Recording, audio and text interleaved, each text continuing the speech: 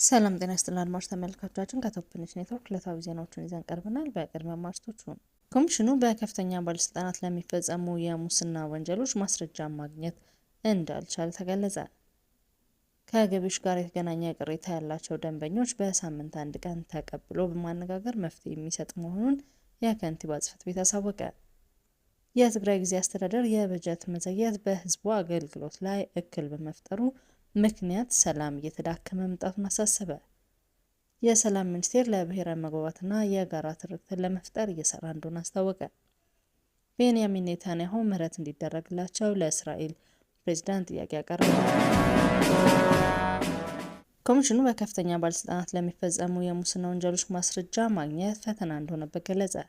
ከፍተኛ የመንግስት ሹማምንት የሚፈጽሟቸው እንደ የህዝብ ሀብት ምዝበራ ያሉ የሙስና ወንጀሎችን ለመከላከል ጥፋተኞችን ተጠያቂ ለማድረግ የሚያስችሉ ማስረጃዎችን ማግኘት ትልቁ ፈተና መሆኑን የስነ ምግባርና ጸረ ሙስና ኮሚሽን ገልጸዋል።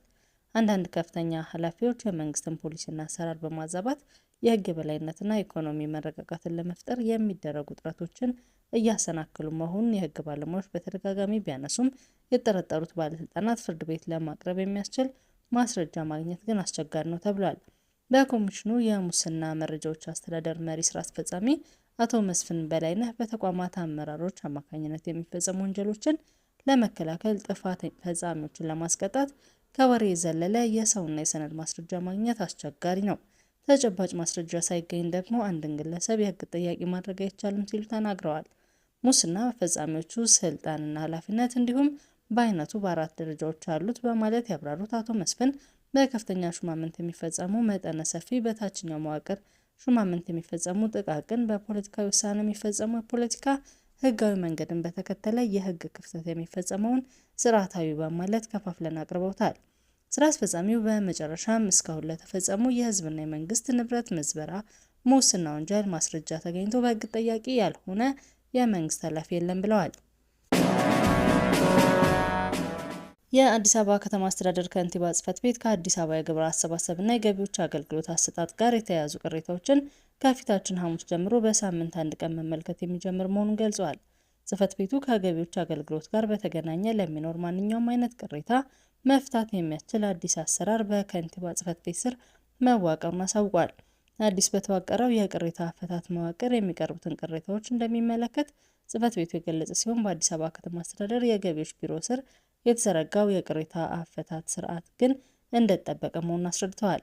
ነገር ግን በገቢዎች ቢሮ ስር የተዘረጋው የቅሬታ አፈታት ስነ ስርዓት ያልተረካ ግብር ከፋይን ማንኛውም አይነት የገቢ አሰባሰብ፣ በሰራተኞች ስነ ምግባርና አገልግሎት አሰጣጥ ላይ የሚነሱ የግብር ከፋዮች ቅሬታዎችን ለመፍታት ዘወትር ሐሙስ ኃላፊዎች በተገኙበት የሚደመጥና ተጣርቶ ምላሽ የሚሰጥበት አሰራር ከንቲባ ጽሕፈት ቤት ዘርግቷል ብሏል።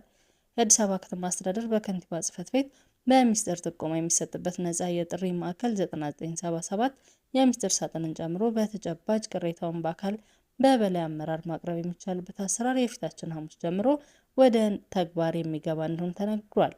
የከንቲባ ጽሕፈት ቤት ከመጪው ሐሙስ ህዳር 25 2018 ዓ.ም ጀምሮ ጠዋት 2 ሰዓት እስከ 7 ሰዓት ድረስ ከገቢዎች ጋር ብቻ የተያያዘን ቅሬታ አመራሩ ተቀብሎ የሚያስተናግድ መሆኑን በመጥቀስ በከንቲባ ጽሕፈት ቤት ተጨባጭ ቅሬታ ያላቸው ግብር ከፋዮች ቅሬታቸውን ማቅረብ የሚችሉ መሆኑን አሳውቋል።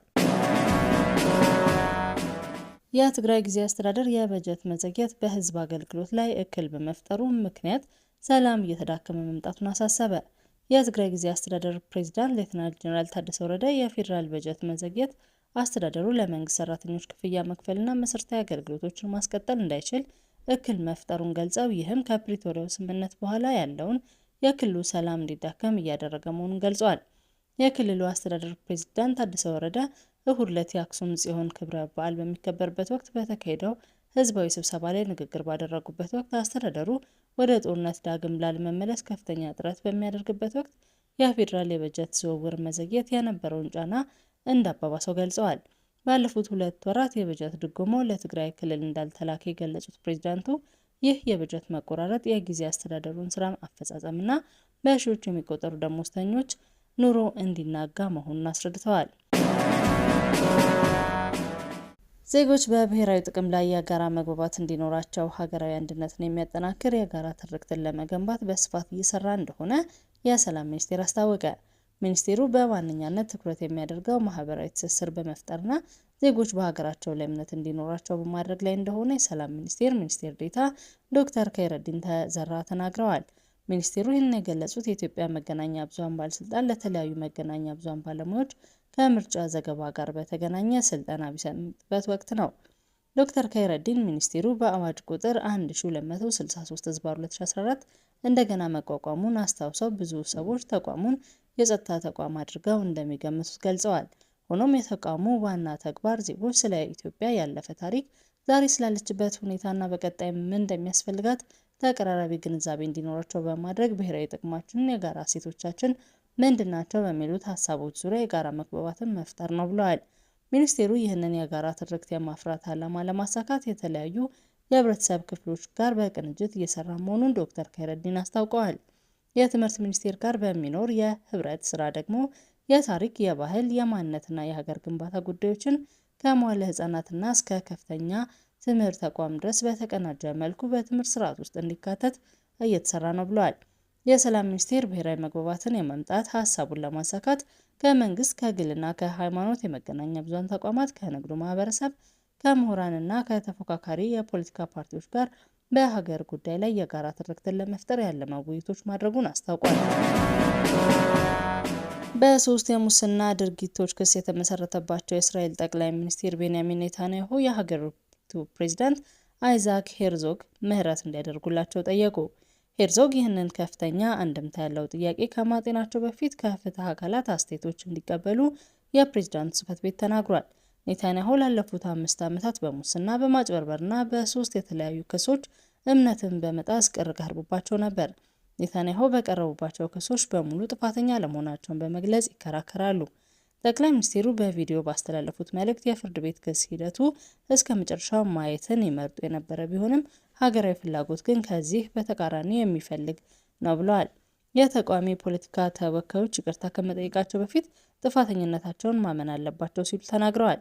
በዚህ ወር መጀመሪያ ላይ የአሜሪካው ፕሬዝዳንት ዶናልድ ትራምፕ ሄርዞግ ለኔታንያሁ ሙሉ በሙሉ ይቅርታ እንዲያደርጉላቸው ጠይቀዋል።